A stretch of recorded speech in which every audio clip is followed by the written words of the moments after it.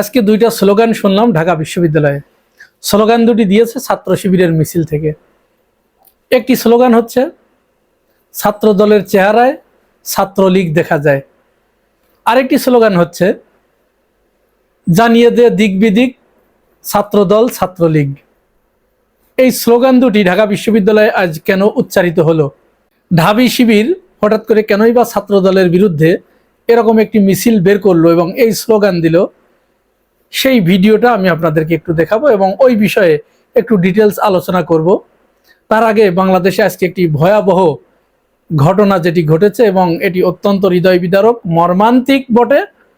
এই ঘটনা সম্পর্কে অল্প একটু আলোকপাত আপনাদের সামনে করা দরকার। কারণ আন্তর্জাতিক অপরাধ ট্রাইব্যুনালে যখন তাজুল ইসলাম ছিল, জাতিসংঘ থেকে মানবাধিকার কমিশনের সদস্যদেরকে ডেকে এনে, বাংলাদেশের বিশিষ্ট ব্যক্তিবর্গদেরকে ডেকে এনে, সাংবাদিকদেরকে ডেকে এনে তিনি আয়নাঘরের সন্ধান লাভ করেছিলেন। তার কিছুদিন পরে তো তাজুল ইসলাম চলে গেল, এখন নতুন যিনি আসছেন তিনিও নতুন আরেকটি আয়নাঘরের সন্ধান পেয়েছেন, গুমঘর, রাজধানীর উত্তরায় র্যাবের একটি কার্যালয়ের ভিতরে। সেখানে পূর্বের মতোই কিভাবে সেই আয়নাঘরের যে ছোট ছোট রুমগুলো সেগুলো তারা বন্ধ করে দিয়েছে, চিহ্ন পর্যন্ত মুছে দিতে চেয়েছে। অথচ সেইটা তারা ওখানে গিয়ে বুঝতে পেরে, এতদিন হয়তো অনেকেই ভাবতো তাজুল ইসলাম জামাত করে, তিনি জামাতের লোক এই জন্য এটা করছে। বিএনপি সরকারও কিন্তু এটার প্রতি এত বেশি উৎসাহ দেখাচ্ছিল না, কিন্তু এই নতুন চিফ প্রসিকিউটর তিনি গিয়ে সেটা বের করেছেন খুঁজে। আমরা অল্প একটু দেখাই যে রুমগুলোর কি অবস্থা, একটু দেখুন। সাধারণত বাড়ির যে রুমগুলো আমরা করে থাকি সেরকম একটি বা দুটি রুমের ভিতরে 10টি সেল করা হয়েছে। এগুলোর যে আয়তন, এই যে দেখুন, এই যে ছোট্ট একটি, এখানে যদি আমরা দেখাই যে এখানে একজন মানুষ, এর ভেতরেই কিন্তু তার মাসের পর মাস কেটে গেছে এবং এটি আন্তর্জাতিক অপরাধ ট্রাইব্যুনালের 3জন বিচারপতি তারা এসছেন। এই যে মানে নির্যাতনের যে বর্ণনা আজকে এখানে চিফ প্রসিকিউটর দিয়েছেন, সেখানে দুটি বিষয় এসছে। এক হচ্ছে ওই সময় নির্যাতন করা হয়েছে, আরেকটি হচ্ছে আলামত নষ্ট করার চেষ্টা করা হয়েছে। আচ্ছা, এই যে আয়নাঘরের সন্ধানটা মিলল, প্রথম আলো প্রথমে এইটাকে রিপোর্ট করলো যে তথাকথিত আয়নাঘরের সন্ধান। দেখুন, এরপরে যখন তুমুল প্রতিবাদ শুরু হলো বিশিষ্ট ব্যক্তিবর্গদের কাছ থেকে, এমনকি ফাহাম আব্দুল সালাম পর্যন্ত একটি ফেসবুক পোস্ট দিলেন, তারপরে জুলকারনাইন শায়ের লিখলেন, তারপরে এই প্রথম আলো। এদেরকে আসলে গালি দেবার ভাষা আমাদের জানা নাই। আমার ভাই ও বোনেদের ভিতরে যদি কেউ গালি জানেন তাহলে দিয়ে যাইয়েন। অল্প কিছুক্ষণ পরেই সেই তথাকথিত শব্দটা তুলে দিয়েছে ঠিকই, কিন্তু ওই আয়নাঘর বা গুমঘর ওই শব্দটাকে দেখেন ইনভার্টেড কমার ভিতরে ভরে দিয়েছে। এরা এত বড় শয়তান, এত বড় মাদার, আর বললাম না বাকিটুকু।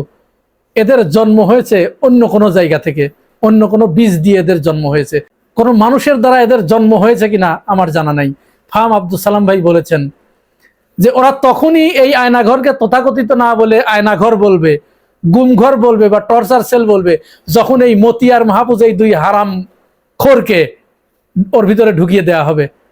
ওর ভিতরে ঢুকিয়ে বছরের পর বছর যখন রাখা হবে, যেরকম রাখা হয়েছিল আরমানকে, যেরকম রাখা হয়েছিল আমান আজমিকে, আরো হাজার হাজার মানুষকে যেভাবে এখানে গুম করে রাখা হয়েছিল, ওদেরকে এরকম না রাখা পর্যন্ত ওরা কোনোদিন এটা বুঝবে না।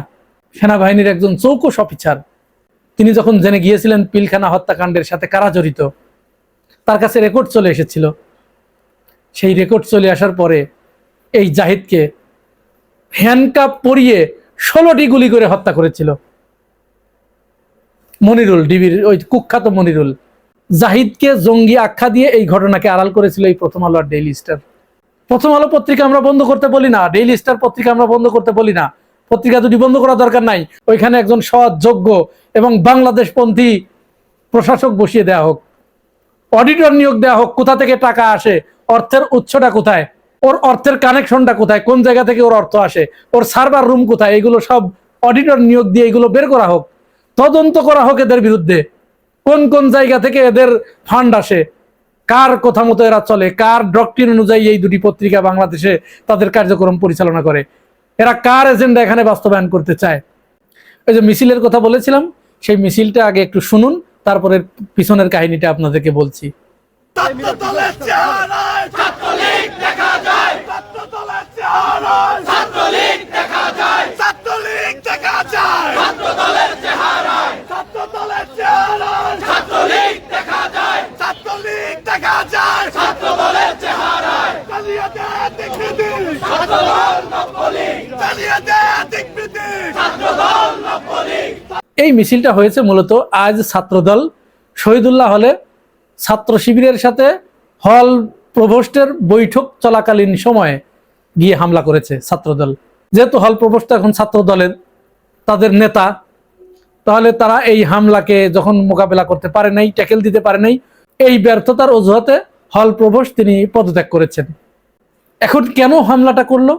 শহীদুল্লাহ হলের জিএস ইব্রাহিম খলিল, এই ছেলেটির হলে তার এলাকা থেকে দুজন কওমি পড়ুয়া মাদ্রাসা ছাত্র তার রুমে আসে, তার মায়ের পূর্ব পরিচিত, মায়ের পক্ষের আত্মীয়। এখন আপনারা যারা ঢাকায় থাকেন, এলাকা থেকে লোকজন আসলে পরে কি বলে দেন যে না আমার এখানে থাকা যাবে না? ইব্রাহিম খলিল সেই কাজটি করেছে। আর ওই দুই কালপ্রিট যে কওমি, এই হারামজাদাগুলো মাইক পাইলে পরে মহিলাদের বিপক্ষে ওয়াজ করবে, আর সুযোগ পাইলে পরে পুরুষদের সাথে সমকামিতা করবে। এই দুটোরে শাহবাগের মোড়ে এনে একেবারে ঝুলিয়ে দিতে হবে। ওরা ইসলামের 12টা বাজায় দিল এই হারামজাদাগুলো। ইব্রাহিম খলিলের রুমে আসছে কওমি মাদ্রাসার ছাত্র দুটোই, ওদেরকে রেখে ইব্রাহিম খলিল পরের দিন ক্লাসে করতে গেছে, ক্লাস থেকে ওই পথ দিয়েই আর একটা ট্যুরে চলে গেছে। এদের সাথে কোনো যোগাযোগ নাই। আর ওরা পরের দিন ওখানে থেকে ফোন দিয়েছে যে ভাই আমরা চলে যাচ্ছি, ডাক্তার দেখানোর জন্য আসছিলাম, ডাক্তার দেখানো শেষ, এখন চলে যাচ্ছি। ঠিক আছে যাও। এদের সাথে কিন্তু আর কোনো দেখা নাই ইব্রাহিম খলিলের। এরপরে কি হয়েছে, এইখানে তারা সমকামিতা করতে যে ইব্রাহিম খলিলের যে রুমমেট তার হাতে ধরা পড়েছে। ধরা পড়ার পরে সে ওই দুইজনের ভিডিও করেছে, আপত্তিকর অবস্থায় ধরা পড়েছে, ভিডিও করেছে। এখন ভিডিও করার পরে তার তো এই যে রুমমেট, এর তো দায়িত্ব ছিল যে যেহেতু সে জিএস ওই হলের এবং ওই রুমের রুমমেট, তার আত্মীয়, তাকে জানানো উচিত ছিল না যে ভাই আপনার যে আত্মীয় আসছে তারা এই দুইজন এই অবস্থা? তাইলে তো ইব্রাহিম খলিল এখানে ব্যবস্থা নিতে পারতেন, তিনি তা জানান নাই। 27 তারিখ, 28 তারিখ, 29, 30, 31, 1 তারিখে এই রুমমেট ছাত্র দলের মাধ্যমে এই ভিডিও পাবলিশ করেছে। তাহলে উদ্দেশ্যটা কি? এই ইব্রাহিম খলিলের যে রুমমেট ছিল, এই কালপ্রিট ও কম কালপ্রিট নয়, এই দুজনের কাছ থেকে ও টাকা খেয়েছে।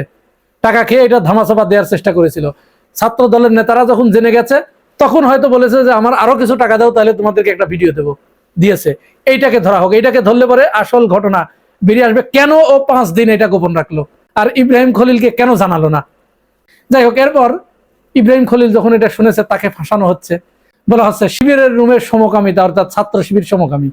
যাই হোক, ছাত্র শিবির এবার ওই প্রভোস্টের কাছে গিয়ে সিসিটিভির ফুটেজ চাইছে। এখন এই সিসিটিভির ফুটেজ আনতে গেলে তো ছাত্র দলের ইস্যু শেষ, ওর তো কোনো ইস্যু নাই। ছাত্র দলের তো এখন রাজনীতি করার কোনো ইস্যু নাই। বাংলাদেশ চলচ্চিত্রে শিল্পী সমিতির একজন সদস্য যিনি মেকআপ ম্যান বাবুল, এই বাবুল মেকআপ ম্যানদের কাজ কি? মহিলাদেরকে মেকআপ করিয়ে দিয়া চলচ্চিত্রের নায়িকাদের। এখন ওর দাঁড়িয়ে আছে, ও কোনো একটা অনুষ্ঠানে একটা মেয়ের সাথে নেচেছে, ওদের কাজই তো এটা। ছাত্র দলের ছেলে পেলে কি করেছে, এই ভিডিওটাকে ছেড়ে দিয়েছে কিভাবে? জামাতের উপজেলা আমির মেয়ে সহ কট। এবার বাবুল তো সরাসরি এসে লাইভে এসে, ফেসবুক লাইভে এসে তুলোধনা করলো যে তোরা আমার তো কোনো সমস্যা নাই, কারণ আমি এইটাই করি, এইটা আমার, এটা ভাইরাল হলেই কি আর না হলেই কি, তা আমার কথাই বলছি, আমি তো জামাতের কেউ না, আমি তো শিল্পী সমিতির সদস্য, আমি মেকআপ ম্যান, আমি মেয়েদের সাজায় বেড়াই, তাহলে ওখানে জামাতের নেতাদের আনার দরকার কি? আবার এই কয়েকদিন আগে এই যে টেকনাফ উপজেলায় আওয়ামী লীগের সাবেক সহসভাপতি, ইয়া বড় দাড়ি, তারপরে মাথায় টুপি, জুব্বা পরা, ইয়াবা সহ ধরা পড়লেই তার কোঁচের ভিতর থেকে ইয়াবা বের করলো। ইসলামী ব্যাংক থেকে চাকরি চলে গেছে, এরকম কিছু ছেলেপেলের দেখলাম, সেটা শেয়ার দিয়েছে তারা চিটাগাং কেন্দ্রিক। এরা শেয়ার দিয়েছে যে জামাতের উপজেলা আমির গ্রেপ্তার। বাস ছাত্র দল এবং বিএনপি ওইটা সমানে পোস্ট দেওয়া শুরু করলো। পরে তো ফ্যাক্ট চেকার এবং ওই যে দ্য ডিসেন্ট, তারপরে ইত্তেফাক, ওরা আবার ওইটা করেছে, ওরা আবার ওইটা প্রমাণ করেছে যে না, আসলে উপজেলা আওয়ামী লীগের সাবেক সহসভাপতি সে। এই হলো অবস্থা। তো যাই হোক, ওরা চিন্তা করলো যে এখন যদি সিসিটিভির ফুটেজ নেয় তাহলে তো আমাদের ইস্যু শেষ, রাজনীতি করতে পারবো না শিবিরের বিরুদ্ধে। তখন তারা যে ছাত্র শিবিরের উপরে এবং প্রভোস্টের উপরে একসাথে আক্রমণ চালিয়েছে ছাত্রদল ঢাকা বিশ্ববিদ্যালয়ের শহীদুল্লাহ হলে। তারই প্রতিবাদে ঢাবি ছাত্র শিবির তারা তাৎক্ষণিক একটি প্রতিবাদ সমাবেশ করেছে, মিছিল করেছে। সেই মিছিল থেকে এই স্লোগানটি উচ্চারিত হয়েছে। কারণ এই স্লোগানের তো সত্যতা আছে, আমরা তো সারা দেশে দেখতে পাচ্ছি ছাত্রদল এবং ছাত্রলীগের চরিত্র ক্রমান্বয়ে এক কাতারে এসে দাঁড়াচ্ছে। জানি না আমরা ছাত্রদলের শুভবুদ্ধির কবে উদয় হবে, ছাত্রদল কবে ছাত্রদল হবে, ছাত্রলীগের চরিত্র ছাত্রদলের ভিতর থেকে কবে বের করে তারা ছাত্রদল হবে, আমরা সেইটা দেখার জন্য অপেক্ষা করছি। প্রিয় ভাই ও বোনেরা, এই পুরো বিষয়টি শোনার পরে আপনাদের কাছে কি মনে হয়েছে জানাবেন মন্তব্যের ঘরে। আর আপনি যদি আমার এই চ্যানেলে নতুন হয়ে থাকেন তাহলে চ্যানেলটি সাবস্ক্রাইব করে পাশে থাকবেন। আজ এ পর্যন্তই, ভালো থাকবেন, আল্লাহ হাফেজ।